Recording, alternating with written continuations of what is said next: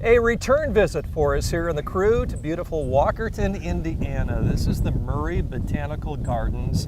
Mark, it's a couple actually, Steve and Judy, who've invited us back, and what a joy to be here. It is, and I'd like to share with the viewers out there, this is a private botanical garden. It is not open to the public, and it's because Steve and Judy share our passion for plants, and this is actually their beautiful front, back, and side yards. You know, I think it was Judy last time we were here that said to us that her staycation is right here. Rather than spend the money to go all over the world vacationing, they'd rather do it right here in Walkerton. And boy, this is beautiful, isn't it? It is, and Steve has had his own business, and with his business, those travels had actually taken him all over outside of the country, and as he was traveling, he would always take lots of pictures of things that captured his eye, his interest, and he would email me those photos. He said, "What do you think of this spectacular plant?" And he, of course, was always hoping that it would grow and thrive here in Michiana. Now, you said that you've got over 15,000 species of plants, trees, and shrubs back at the nursery, and Steve is making a good run at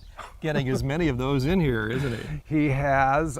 He shares my passion for the eye for of the unusual plants and that. Well, this is really cool, and what we're going to feature first is the Japanese garden, and then we're going to move over to the conifer garden as well. That's right. So yes. Tell us a little bit about what's going on here. We've Mark. got some very cool and exciting plants here, something unique and unusual. This is a Wiltonii staked juniper. Normally you see these as a ground cover evergreen, but this is staked, so it has this mounding habit. And what's going to happen in a few years, you're going to see the skirting action where it trails along our stone ground cover. But it's in the evergreen family, so it stays this blue-green color 12 months out of the year. What I love are these little bluish colored berries, which are starting to form, and does a great job of attracting the birds, which Steve and Judy do appreciate bringing birds into the property. Indeed. You know, the other thing I've noticed, Mark, as we continue here, the heat index today is probably over 100, maybe 105. It's actually quite comfortable inside these gardens, isn't it, with the shade? Well, we've got a beautiful maple tree here that was part of the original landscape, and we're working around that area, and a very nice breeze going on. Yes. What else here? Well, these little dwarf evergreens here, these are little dwarf Scotch pines. They do a great job of naturally shaping themselves into a mounding habit, and Craig, we like to work a lot of times with odd numbers just because it appears a lot more natural that way. And so we've got a grouping of three, which we call a trio. And it's a short little needled little evergreen that does a great job of naturally shaping itself. And later on in the season, you're going to start seeing some miniature cones that appear on us. And they're just as cute as can be. Very soft to the touch. Yeah, not bad at all. Yeah. Not bad at all. Very nice. What else, Mark? Well, along with our Japanese garden, we have an assortment of Japanese maples. We actually have 4 different varieties of Japanese maple. This is called a red dragon Japanese maple. Beautiful, deep red colored leaves, nice serrated leaf structure to that. Maintains the red leaves spring, summer, and fall. And then it really comes into its glory during the wintertime when it loses its leaves, and you see the beautiful branch structure. And we've placed this boulder just tucked underneath the branches there to go along with our oriental look and theme. Yeah, nice contrasting color there too, right? Absolutely. Yeah. What about here? Well, this is a golden fern spray cypress. Gets its name fern spray cypress because of these evergreen branches, kind of resemble ferns. Got a variation of colors. You see the chartreuse green, you see the golds there's there. at least 3 shades there. Yeah, and again, very soft to the touch. We always like to have a contrast of textures within the landscape, and this gives us a nice soft texture here. And it's evergreen, so it maintains this look 12 months out of the year. Very nice. What's this? This is a very unusual redbud tree here. This is a weeping redbud, and of course you do not see these out in nature.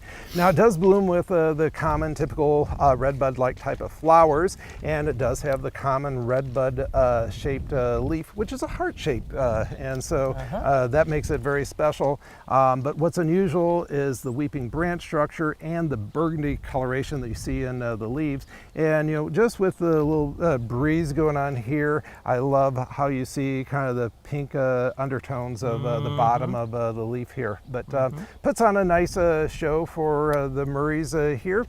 Changes throughout the seasons. Yeah, very good. This is the Japanese garden we're talking about. And what do you have here for us? Oh, another one very soft to the touch, soft to the texture. And this is called a Linesville arborvita. Some people call it a bowling ball arborvita. It's in the arborvita family, but it looks absolutely nothing like an arborvita. Looks like a bowling ball. There you go.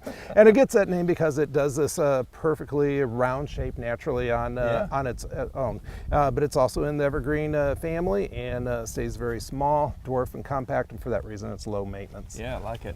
Well, hopefully you're getting some great ideas here for your own property. And Mark, a few more items here before we head to the conifer garden. Yeah, unique topiary here. This is a Japanese garden juniper, and this is something our nursery staff has trained. It has S curves in the tree trunk here, and also has a weeping cascading type of look, very oriental. It's also in the evergreen family, and I just think it fits perfectly here. We want to have a lot of different focal points as you walk and meander through the garden, and this is definitely one of them. So that S curve is man-made, isn't it? It is. You can't plant a seed and it'll grow up like that. Nope, it's been trained that way. Cool. What else, Mark? Well, we wanted to invite not only the Murrays, but their guests to experience the gardens, and so we've got a bluestone path here which leads the guests through the gardens. We incorporate a lot of boulders in here. Actually, you're going to see tons and tons of boulders, and these are actually from Steve and Judy's farm here, and so they were found on site. They're native to this area, and we just repurposed them and incorporated them into the landscape. Always nice when you can do that, I bet. Huh? Absolutely. Yeah, neat.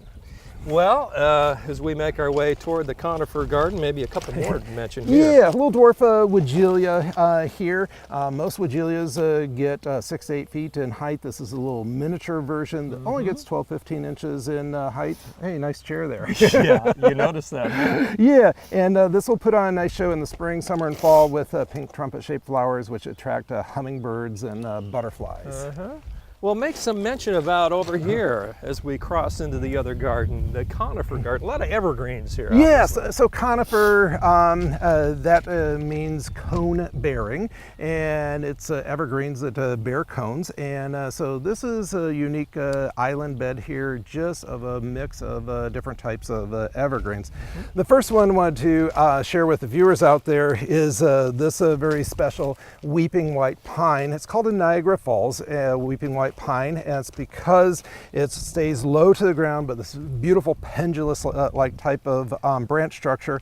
And what I like is kind of the contrast. You see the silver bark contrasting with evergreen needles. And again, if you touch it, it's very soft to the touch. Yeah, cool. All grown in Bristol, Indiana, right? Absolutely. So we've got a wide variety of different types of evergreens here. This is a dawn weeping redwood. Now, it goes in the evergreen family, but the unusual thing about it, it's actually deciduous. And deciduous means leaf bearing, and it loses its leaves. It loses the leaves. And so these are actually not needles, they're leaves, but the leaves look like needles. And if you weren't prepared for this shock in the fall, when this turns bright gold and comes to its glory, and then loses its leaves like all leafy type of trees do, you would think this evergreen is dying, but it puts on a show every fall, turns bright gold, defoliates, and re-leaves back out. But it is in the evergreen family, even though it acts like a deciduous leafy tree. How's that for confusing? Yeah, that's interesting, Mark. I know some people that are that way. They kind of act different at times. Well, one more here. Yeah, this is a dwarf blue spruce, very compact. It looks like it's been heavily pruned, but actually this naturally shapes itself and maintains this bright blue color 12 months out of the year. And this, when it's fully mature, is going to reach only to be about 6-7 feet in height. You know, I think Judy might have some lemonade waiting for us. What do you think? Sounds refreshing. Steve and Judy, the homeowners here in Walkerton at the Murray Botanical Gardens. Let's check in with them and find out a little bit more. What do you say? Okay. Steve and Judy are the homeowners here in Walkerton, the beautiful Murray Botanical Gardens. Steve, Judy, good to see you again. Nice to see you guys again. It was a while ago that we came back for the first time here to Walkerton to discover this unbelievable property. And today we were able to dig a little further into the gardens that you created. We looked at the Japanese garden and the conifer garden. There's also a gazebo on your property that, Steve, I'm going to let you talk about a little bit. This is a stunning artifact that at night lights up the sky, I've been told.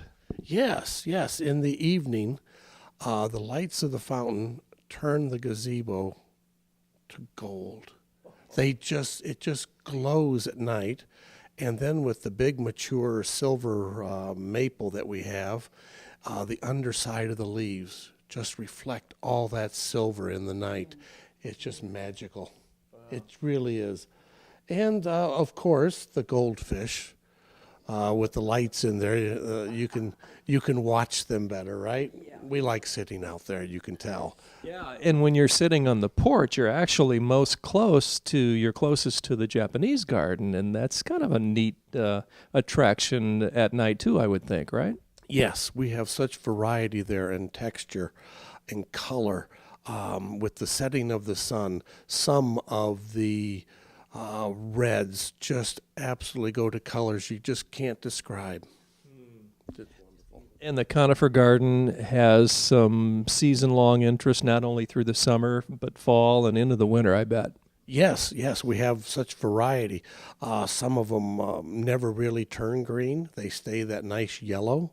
And then the shapes and the different contours and the needles and the pine cones. Now, those are interesting. Some fall apart like paper mache and others don't. It's just really, really interesting.